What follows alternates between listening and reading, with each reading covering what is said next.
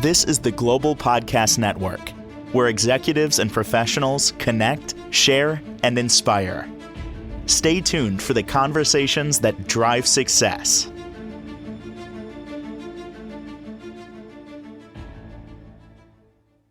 It is one of the most rewarding things you can do in life, and also at the same time can be one of the most challenging things that you do in life. I'm talking about being a parent. We're going to dig into that. All different scenarios, all different situations, how to deal with them, whether your child is at preschool, whether you got a teen going on there. This is all in his wheelhouse as a licensed marriage and family therapist. He also works as a family mediator. So he handles all aspects, all different areas. And so great to have him back on here. Our professional of the year, Gary J. Santucci, is on the program. Hey, Gary, how you doing? I'm doing well, Steve. How about yourself today? I was going to go check the mail and also my email for the parenting manual that I'm waiting for it to show up. It's been years. I thought I would have gotten it, on my oldest. It's in the mail. Yeah, must get lost. Yeah, It's all coming. right, fantastic. And I'm sure once it arrives that every scenario will be in there. Everything you need, just be able to, okay. Oh, yeah. Yeah, teenager has a boyfriend. All right, why don't we Absolutely. go to that page? Absolutely. It's all laid out for you very clearly, making it so easy and just, why didn't I do this before? Yeah. Why don't I have 20 kids? Right? It's so true. I mean, when you have kids, every day is a new day. There's, could be a different situation, wondering how you should react to it, out of all different ages. Where should we start today with parenting? I think want to start with the thought that, every child, every parent, every situation is different. Thus, we don't have that recipe or that cookbook of how to be a parent. Okay, there's no such thing as that. It's basically common sense, a lot of common sense. I think that from the standpoint of being a parent, a quality parent, let's talk about quality parent, okay? Quality parents are parents that show up. They are present. They're there, hands-on, but not hands-on in a negative way.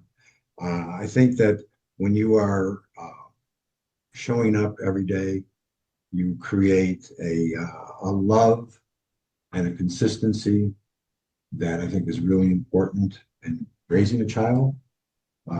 The responsibility is enormous because you are shaping that child to get ready to live life, hopefully in a healthy, happy way.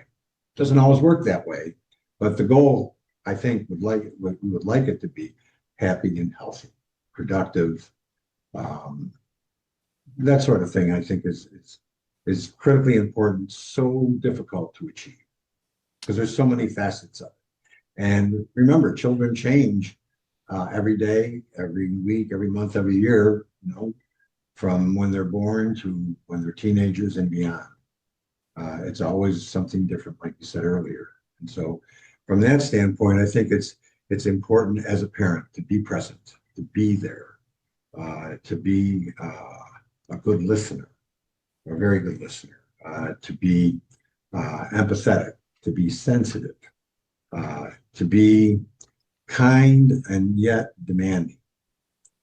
Because I think that if we're not demanding, our expectations of our children are very, very low.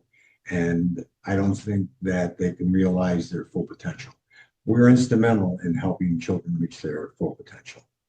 And so I think our parenting styles are going to help that a lot.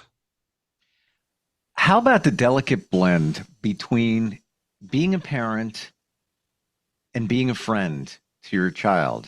You want to, we all want to be the cool parent, it's, to some extent, but you also want to be able to be respected and be able to pilot them at the same time.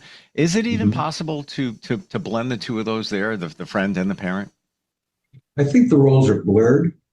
Early on, I don't think they're that blurred because, when you have an infant or toddler or, should we say, an elementary school child, uh, you want to be a parent. You want to be the person that's guiding them, that's directing them, that's nurturing, that's helping them develop the strategies that are going to help them be successful in life. That doesn't mean that you are their best bud or their friend. Hmm. I think that can happen later on. And later on would be defined as probably after they are out of high school, um, into the next chapter, whether that be college or, a trade school, military, or just off getting a job. I think at that point in time, things change. But I'm always a believer that, children really never grow up until they're like 25. I've read that many times, that children really don't become adults until they're 25. And I really believe that in a lot of cases from my experiences and what I've seen. I believe that in myself. So, yeah, You I think know? we can all make that statement, you know? And that's just, a figure, that's just a number, but, certainly some people grow up sooner than 25, sometimes because they are forced to because of circumstances. Some people don't grow up until they're in their 40s or later because of their circumstances or their lack of guidance and direction very early on in life. Mm. So those are also factors in development. 100%. And I believe it also goes back to your very young childhood and Mhm. those things that you experienced. And again, Mhm. we're going to the subconscious now, where there could be things in your subconscious based on things that you experienced, as a 5-year old that could be holding you back. And it might be later in life where you actually are what could be considered an adult. You're of age, but then there's a part of me that also thinks that we should always remain curious like kids. We should still play like kids to an extent. Never lose Yes, that. yes. And I think also that the parents are the directors of that. So, for example, if you're nurturing your child, okay, and you are uh, helping them develop that curiosity, and you strengthen that and reinforce that, I think that curiosity stays with them Mm, forever. And hmm. I think that's also a big plus in development and being able to achieve all that you can achieve as a person. So I think that's very important. I think that also, for example, let's start with when you're an infant or a toddler. Okay, what is your role as a parent? Because it changes, as your child grows up. So one of the things is that obviously you're a nurturer. As a toddler and an infant, you are their protector. You give them, you're providing them with everything, pretty much, all their needs and so all their wants and so on. And you're introducing them to new experiences. You're shaping their early habits, okay? And you shape them through your consistency. And like I said earlier, being present, being there, listening, seeing, observing how they're reacting, how they're behaving.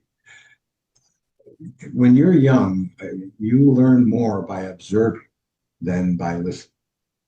So you're very keyed in. Most children are very tuned in to what's going on in the home, what's going on from the parents, how they're talking, their tone, their nonverbal behaviors. There's so many things that are going on that a child is absorbing just by watching. Okay, so that's a very important thing. And those early habits, as they develop, can be strengthened as the child gets older through reinforcement.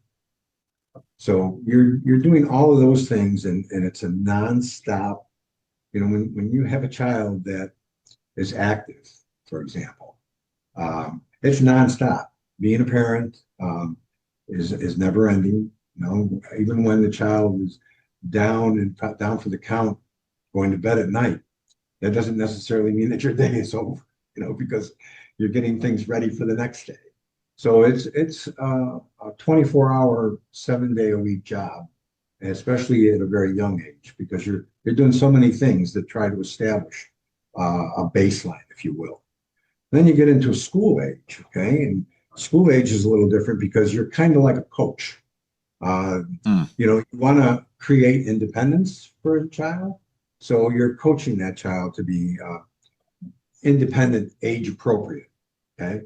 You're helping that child learn how to solve problems because in life, there are many problems. And if you don't have problem solving skills, you are going to be lost as an adult. So it's critical that, as a parent, you're helping your child develop good problem solving skills and also learning how to make decisions, even at a young age, because you're going to be making decisions all your life. And if you can learn how to make decisions and have that level of confidence at a very early age, that will carry over into adulthood. You'll be making better choices, better decisions. Your life will reflect that. When you make poor decisions, life is filled with chaos and turmoil. When you make good decisions, there's not a whole lot of chaos and turmoil that's going on. So that's really an important part of it. And then, of course, my favorite time is teenage years. Mm. Uh, so many things going on with teenagers. Everything is changing. Hormones are kicking in. There's social peer pressures. There's wanting to be included in the group. There's wanting to be attractive. There's wanting to be noticed.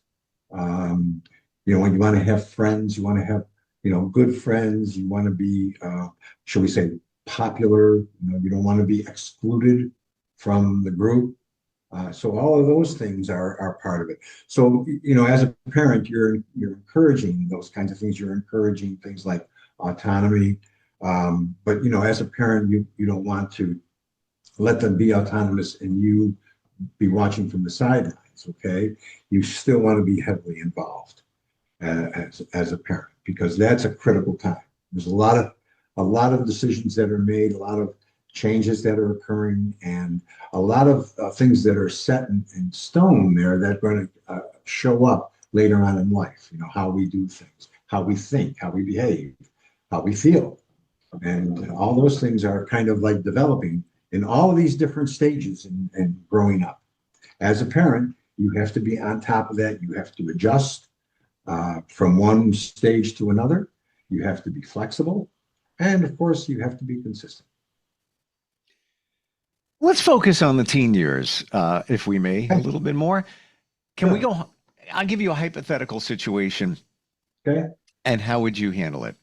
So let's say you have a daughter. I don't know, Mhm. she's 15, and she doesn't have a lot of friends. She's got some challenges, but she has gravitated to one friend, and they're off and on, but that's a friend.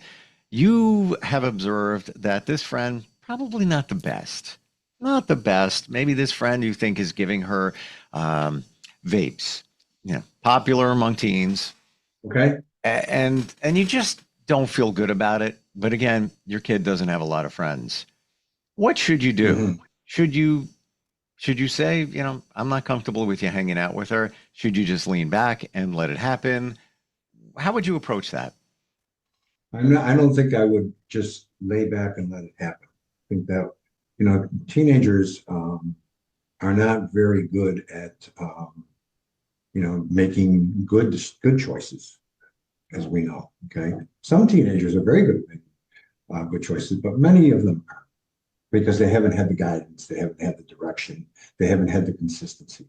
So I would be wanting to have a dialogue uh, with my child. I think that the communication part of it as a teenager is not easy because, as parents, teenagers know more than we do at that age. We are not very smart as parents when a teenager is 15, 16, 17, 18. We Right. become smarter afterwards, but they know more than we do. And so, It's true. you want to have that kind of dialogue to be able to uh, have an understanding of what they're doing to try to help them make good choices, to try to help them develop. And a big part of that may be the self-esteem part, self-confidence. I have to have this friend because it's the only friend I have. And so if I don't have this friend, then I don't have any friends. And so that to me is kind of scary. So I'm going to hang out with this friend, even though this friend is, getting me vapes and maybe pushing me to other kinds of influences that are not very good. But if I don't have that friend, what am I going to do? I'm going to be all alone, and everybody else is out there with friends and all that. I'm home alone, and that's not a very good, appealing kind of way of being a teenager. So, Sure. you want to encourage and do everything that you can as a parent to help them build self-esteem. Maybe in therapy too. Maybe that's a good position, a good place to start, where you do family therapy with, a parent and a child, and then ultimately for the child can be very, very helpful, of course, with the right therapist. So there's all those kinds of things that can happen, but I would definitely be hands-on with that because if not, that child can be easily influenced in a very negative way that could cause a lot of harm, sometimes irreparable harm. Even in that situation with call it the one friend, that friend might not even be that supportive. That friend might be putting your kid down occasionally, but Yeah. it's that one friend. So it's very challenging. You want the best for your kid. What if your friend is a narcissist at that age? Yeah, very true. Yeah, not helpful.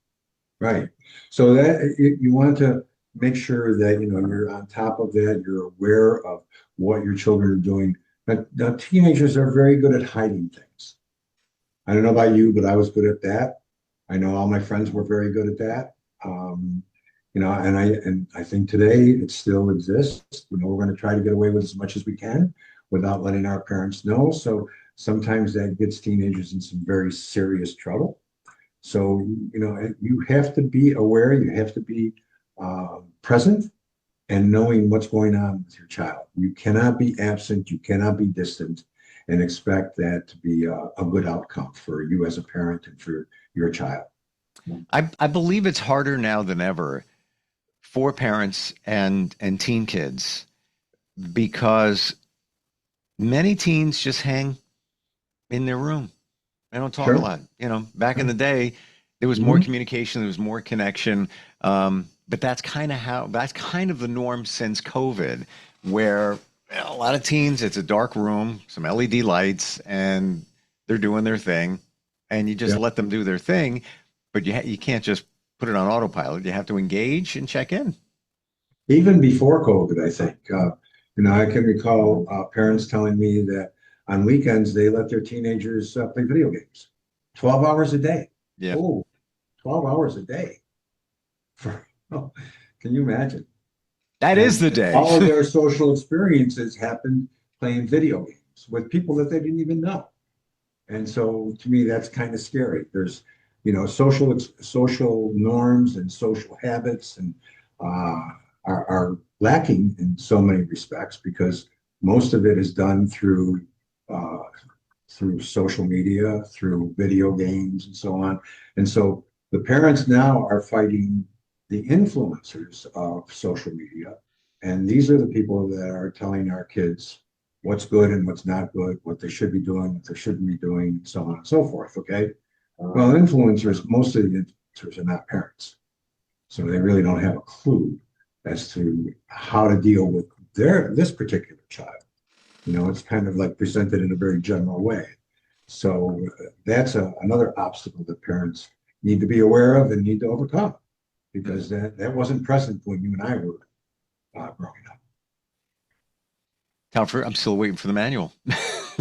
Still waiting for the manual.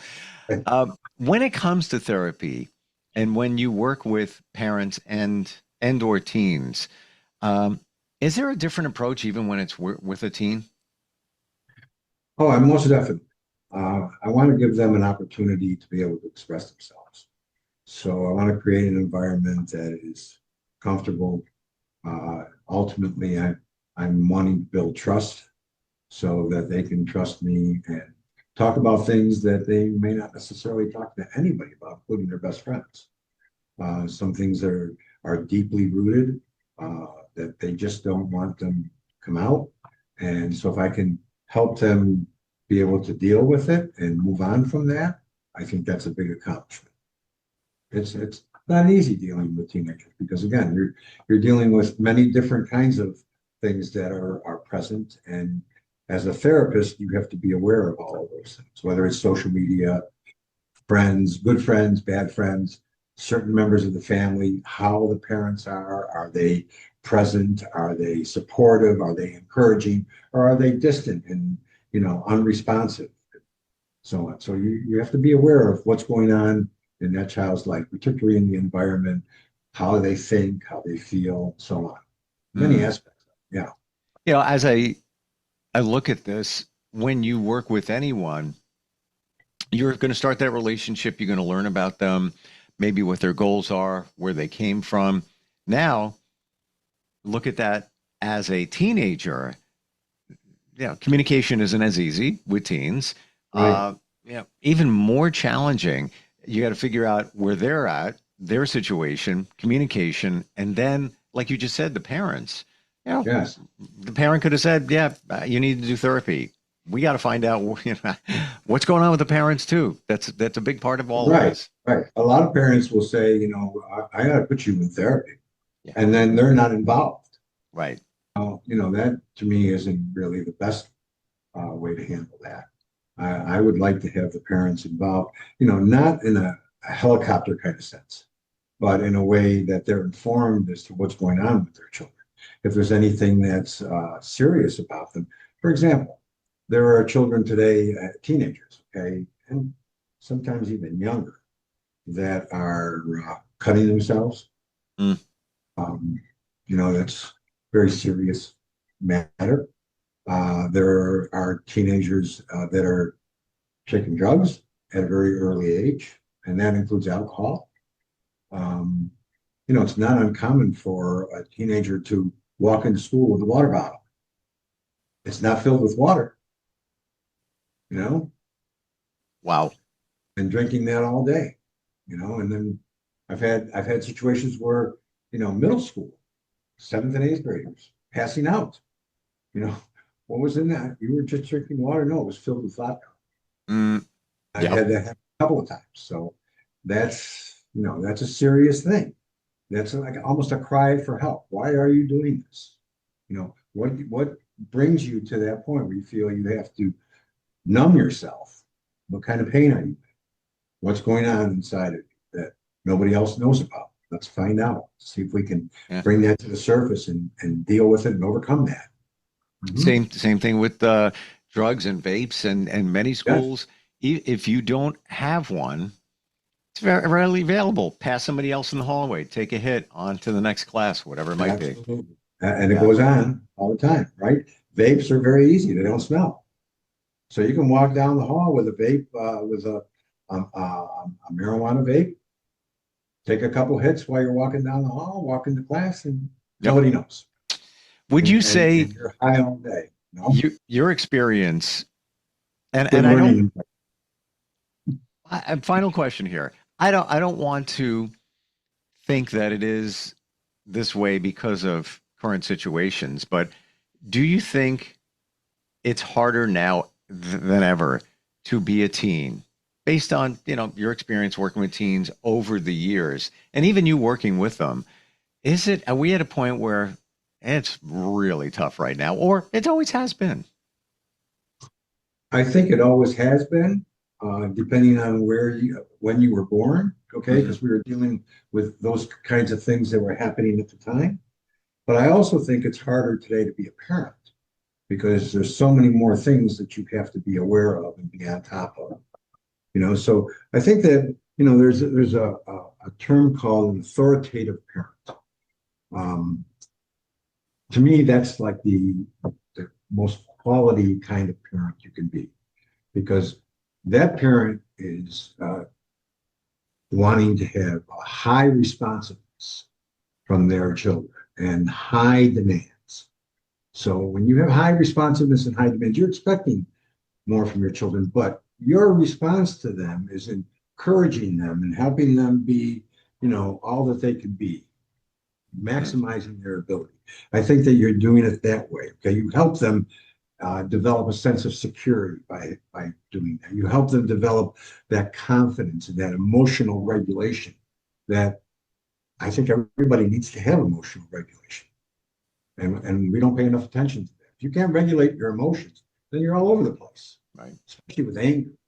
If you can't regulate anger as you go through life and you have difficulty with anger, that's going to always lead to a bad outcome for you. Yep. So, there's those kind of, I think if you can focus on being an authoritative, not an authoritarian, authoritative parent, where you have that high responsiveness, you're involved, you're present, you're doing all the kinds of things that a quality parent's going to do, be consistent, being there, being a good listener, all of those things are going to help you be a better parent. Love it. Yep. And for those times where you need some help, you are available. Yes. On many different levels. Best way to find you, Gary? How do we do that? You can call me at 954-474-1119. You can call me and text me at 954-817-1401. My website is GarySantucci.com. And you can email me at GarySantucci74@gmail.com. You are the manual that I was waiting for. The parents manual. Okay, thanks, Steve. Gary, always great having you on here. Love the insight and your passion for helping, and looking forward next time we get together. Me too. Thanks a lot, Steve. We'll be right back. This is the Global Podcast Network, where executives and professionals connect, share, and inspire. Stay tuned for the conversations that drive success.